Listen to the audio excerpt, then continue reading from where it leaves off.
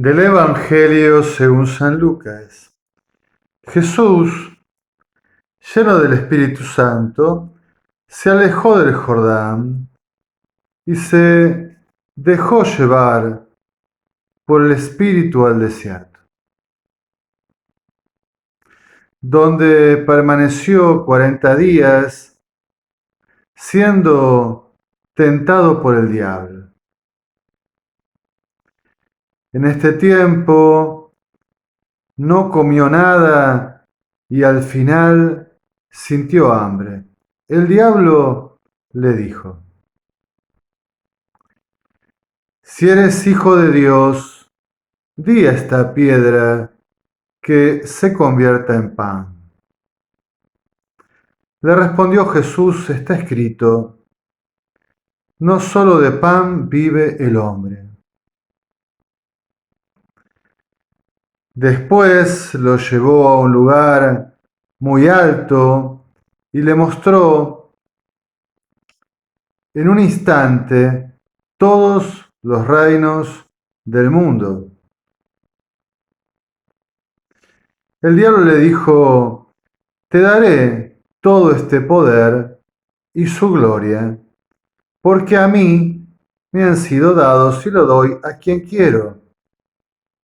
Por tanto, te postrarás ante mí y todo será tuyo. Le, le replicó Jesús: está escrito, al Señor tu Dios adorarás, a Él solo darás culto. Entonces lo condujo a Jerusalén,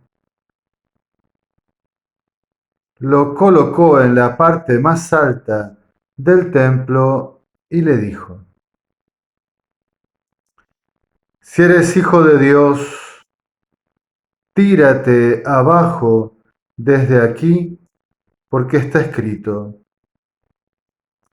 ha dado órdenes a sus ángeles para que te cuiden y te llevarán en sus manos para que tu pie no tropiece en la piedra. Le respondió Jesús: está dicho, no pondrás a prueba al Señor tu Dios. Concluida la tentación, el diablo se alejó de él hasta otra ocasión. Palabra del Señor. Gloria a ti, Señor Jesús. Te dejarás conducir por el Espíritu de Dios al desierto. Allí lucharás contra la tentación. Cada vez que comenzamos la Santa Cuaresma, el primer domingo, escuchamos este Evangelio de las tentaciones de Cristo, en las distintas versiones, este año la de San Lucas. Y es muy interesante que la narración comienza diciendo que es el Espíritu quien anima a Cristo a vivir esta experiencia, este tiempo en el desierto. Él lo conduce, Él lo invita, Él lo lleva al desierto. El desierto simbólicamente en la Biblia es un lugar austero, un lugar pobre, de mucha fragilidad, de mucha intemperie, inhóspito. Un lugar de pobreza, diríamos, de desnudez de recursos. Pero también es el lugar de la purificación, es el lugar de la profundidad, del silencio.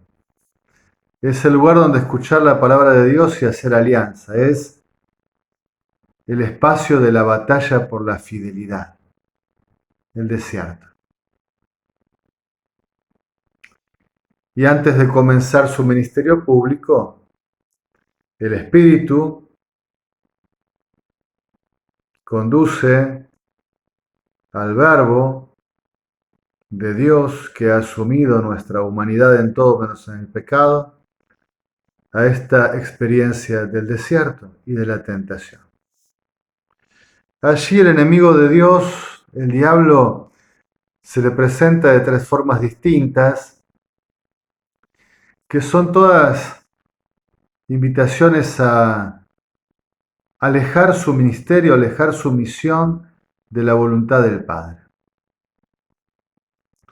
La primera tentación, la de convertir las piedras en pan, es la tentación que tanta gente le pondrá a Jesús, la de ser una especie de milagrero extraordinario y de usar ese poder para su propia fama, su propia conveniencia, arbitrariamente, no en servicio del reino, no hacia la voluntad del Padre, sino andar haciendo milagros sin ton ni son, de aquí para allá para ensalzarse a sí mismo, para ser aplaudido, para exhibirse, para tener fama, popularidad.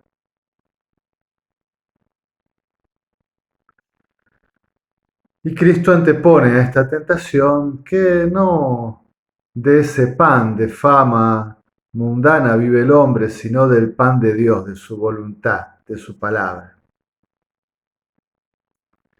Luego, la tentación le propone el poder, tener todos los reinos de la tierra. Esta tentación está muy presente. A Jesús lo buscaban tantas veces para hacerlo rey, y él se escondía de ellos, se les escabullía. Confundían su misión con un mesianismo político, militar, de poder humano, y entonces realmente el Señor Jesús le dirá a la tentación que solo al Señor Dios se rendirá culto, que su reinado es distinto y que no es como los reinados de este mundo, que no puede tentarlo con el poderío, con realmente una falsa omnipotencia al estilo del pecado de Adán. Finalmente, le dirá que se tire desde arriba del templo, que los ángeles lo van a recibir. Esta tentación seguramente está dirigida a la forma de alcanzar la salvación de los hombres mediante el ministerio de Jesús. Creo que está diciendo o le está sugiriendo que evite la cruz. El Señor le responde: no tentarás al Señor tu Dios, no intentarás cambiar el plan del Padre. No voy yo a forzar al Padre a que se haga mi voluntad. Padre, si es posible que pase de mí esta copa, diré en Getsemaní, pero que se haga tu voluntad. Entonces no me torcerás en cuanto a la forma que estableció el Padre para la salvación de los hombres. La forma es la cruz, la forma es la entrega de mi vida. Tengo que aceptar esta copa, este cáliz, y así lo beberé. Y entonces, dice alguna traducción agotada, las formas de tentación, o sea, las tentaciones que luego irán apareciendo en el ministerio público de Jesús, se retiró hasta otra ocasión, evidentemente la ocasión de confabularse contra él, después de entretejer los odios y las resistencias para que lo crucifiquen, sin darse cuenta que el demonio está planeando su propia derrota y la victoria del Señor Jesús. Más allá de contemplar las tentaciones de Cristo, la Iglesia nos propone este texto para que también nosotros vayamos al desierto, conducidos por el Espíritu a luchar contra la tentación. Nos es muy difícil en nuestros días aceptar la crisis. Crisis es juicio, decisión, porque también nos es muy difícil la verdad, ser sinceros con nosotros mismos. Y entonces quisiéramos evitar cualquier situación conflictiva, punzante, crucial, que apriete. Quisiéramos que todo fuese cómodo, confortable, sin demasiado esfuerzo. Pero la vida cristiana para crecer y madurar necesita del desierto, necesita de la batalla de la fidelidad, necesita de la decisión profunda, necesita de la entrega de la ofrenda de la propia vida y necesita resistir y rechazar el mal, la propuesta de la tentación. Cada uno de nosotros sabrá dónde la tentación encuentra más facilidad para entrar en nuestra inteligencia y en nuestro corazón. ¿Qué propuestas nos hace que con mayor facilidad nos seducen, nos inclinan al mal a cada uno de nosotros? Y entonces la Cuaresma es el tiempo donde a través de la oración, de la limosna, del ayuno, de la práctica penitencial, de la dimensión ascética, nos entrenamos, nos ejercitamos para resistir la tentación y para afirmarnos en Dios, para ser fieles, sin reservas. En el desierto todos nosotros experimentamos que con la gracia de Dios muchas veces salimos airosos, vencedores de estas batallas de la tentación, pero también experimentamos que otras veces por nuestra fragilidad y por nuestra falta de decisión perdemos batallas. Pero es parte de este crecimiento, de esta maduración, poder aceptar que para crecer a la altura de Cristo, para vivir en santidad, nos va a hacer falta este combate. Y que este combate no nos va a abandonar hasta que nuestra voluntad esté firme en Dios. Mientras nuestra voluntad no esté unida a la voluntad de Dios, que eso sería la santidad, siempre habrá combate y siempre habrá tentación. Si hay tentación y si la tentación tiene algún poder sobre mí, es simplemente porque yo tengo algún costado abierto, alguna debilidad, algún espacio no resuelto. Si en mí todo estuviese saneado, equilibrado, pacificado, cauterizado, si yo fuese todo de Dios, la tentación rebotaría, pasaría de largo, no tendría dónde morder. Pero si puede morderme, quiere decir que yo tengo aspectos de mi vida por trabajar, por crecer, por madurar. Quería invitarlos a no rechazar esta invitación del Espíritu Santo en la Cuaresma para ir al desierto, para luchar contra la tentación, para afirmarnos en la fidelidad de este tiempo de pobreza, de fragilidad, de austeridad, de pobreza, este tiempo de intemperie, pero también este tiempo de profundidad, de echar raíces profundas, de perseverar, de decidirnos, de hacer alianza.